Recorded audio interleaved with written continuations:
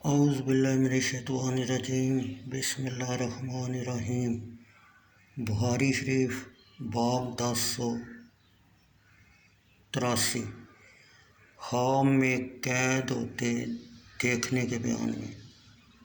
بخاری شریف جلد سوم حدیث نمبر 1902۔ معتمر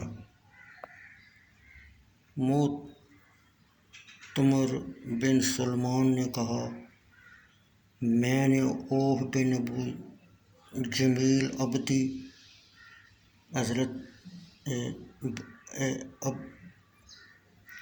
معتمر بن سلمان نے کہا، میں نے اوف بن ابو جمیل عبدی بصری سے سنا، انہوں نے کہا، ہم سے محمد بن سیرین نے بیان کیا کہ انہوں نے حضرت ابو ہریرہ رضی اللہ تعالیٰ عنہ کو کہتے سنا کہ رسول اللہ صلی اللہ علیہ وسلم نے فرمایا، جب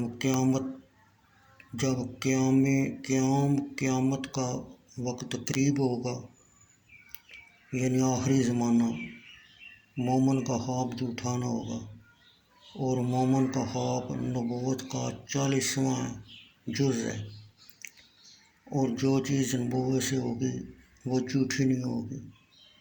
محمد بن سیرین نے کہا، میں بھی یہی کہتا ہوں، خواہ صالح ہو یا فاجر، سب کی خواب سچی ہوگی۔ محمد بن سیرین نے سند ثابت کے ساتھ کہا جاتا ہے، اور قائل حضرت ابو ہریرہ رضی اللہ تعالیٰ عنہ ہیں۔ خواب 3 قسم کے ہوتے ہیں: ذہنی خیالات، شیطان کا خوف دلانا، اور اللہ عز و جل کی طرف سے خوشخبری۔ پس جو کوئی شخص ایسی بات دیکھے جس کو وہ ناپسند سمجھتا ہو تو وہ کسی سے بیان نہ کرے، چاہیے کہ وہ کھڑا ہو کر نماز پڑھے۔ محمد بن سیرین نے کہا، حضرت ابو ہریرہ رضی اللہ تعالیٰ عنہ خواب میں توق کو ناپسند سمجھتے تھے، اور اہل تعبیر قید کو اچھا سمجھتے تھے۔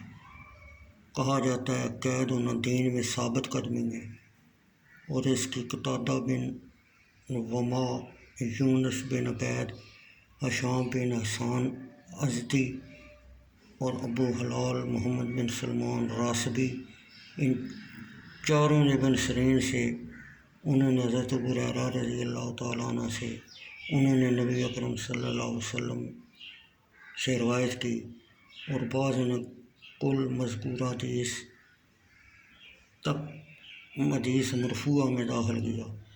امام بخاری نے کہا، اوف بن ابو جمیل کی حدیث اظہر ہے۔ یونس بن عبید نے کہا، میں قید کے متعلق ساری حدیث کو نبی اکرم صلی اللہ علیہ وسلم سے ہی گمان کرتا ہوں، یعنی اس میں اروا نہیں۔ ابو عبداللہ امام بخاری رحمۃ اللہ علیہ نے کہا، توق صرف گردنوں میں ہوتے ہیں۔